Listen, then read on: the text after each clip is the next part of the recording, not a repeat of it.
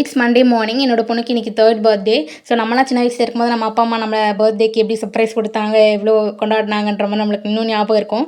அதேமாதிரி நம்ம குழந்தைகள் வந்து பர்த்டேவை கொண்டாடுறது வந்து பார்த்திங்கன்னா நம்மளுக்கு இன்னும் ஒரு சர்ப்ரைஸாக இருக்கும், ஜாலியாக இருக்கும், சந்தோஷமாக இருக்கும். அது என் பொண்ணுக்கு வந்து பார்த்திங்கன்னா கேக் ரொம்ப ரொம்ப பிடிக்கும். நீங்கள் எப்படி கொடுத்தாலுமே அதை சாப்பிட்ருவா அவள். அதனால் நான் இன்றைக்கி வந்து மைதாவில் பண்ணல, வீட் ஃப்ளாரில் பண்ணியிருந்தேன். கேக் பண்ணி ஒரு டின் இருந்ததுனால நான் அது ஒரு கேக் பண்ணி அதை 2 லேயராக கட் பண்ணிட்டேன். ஃபஸ்ட் லேயர் வந்து பார்த்திங்கன்னா ப்ளூபெர்ரி ஜாம் வந்து செஞ்சுருந்தேன். ஸோ அதை வந்து போட்டுட்டேன். இதை ஃபஸ்ட் டைம் நான் ஆக்சுவலாக க்ரீம் கேக் இப்போ தான் ஃபஸ்ட் டைம் பண்ணுறேன். கேக் வந்து நான் இங்கே நெதர்லாண்ட் வந்து தான் ஃபஸ்ட்டு பண்ணிகிட்ருக்கேன். பட் க்ரீம் கேக் பண்ணதில்லை. ஸோ இன்றைக்கி பிளான் பண்ணலான்னு பண்ணிட்டேன்.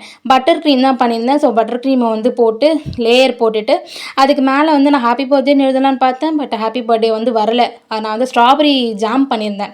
ப்ளூபெர்ரி ஜாமும் பண்ணியிருந்தேன். ப்ளூபெர்ரி ஜாம் ஃபஸ்ட் லேயரில் போட்டுக்கிட்டேன். ஸ்ட்ராபெரி ஜாமை வந்து மேலே வந்து 3 அப்படின்னு சொல்லி போட்டு ஹார்ட் போட்டு அந்த லேயர் பண்ணி டெக்கரேட் பண்ணிட்டேன்.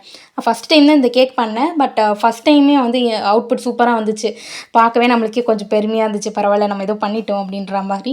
கேக்கை செய்யும் போதே என் பொண்ணு வந்து அம்மா எனக்கு கொஞ்சம் தாங்கன்னு கத்திட்டு இருந்தா.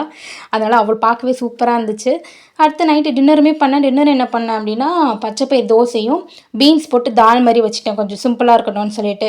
அப்புறம் பக்கத்து வீட்டில் இன்னும் கொஞ்சம் எக்ஸ்ட்ரா ஸ்வீட் கொடுக்கலான்னு சொல்லிட்டு கேசரி பிளான் பண்ணியிருந்தேன். ஆனால் கேசரிக்கு பார்த்தீங்கன்னா என்னடா கொடுமை சரவணன்ற மாதிரி கலருக்கு இல்லை. ஸோ கலர் வந்து கடையில் இல்லை. சரி கலர் இல்லாமல் பண்ணுவோம் அப்படின்னு சொல்லிட்டு பண்ண ஸ்டார்ட் பண்ணிட்டேன். அடுத்து நெய்யுமே வந்து பார்த்திங்கன்னா நான் வீட்டிலே தான் பண்ணேன். எப்பயுமே வீட்டிலே வந்து பண்ணிவிடுவேன். பட்டர் மட்டும் கொஞ்சம் வெள்ளம் வாங்கிப்பேன். வெள்ளம் வாங்கி வீட்டில் பண்ணிட்டேன்.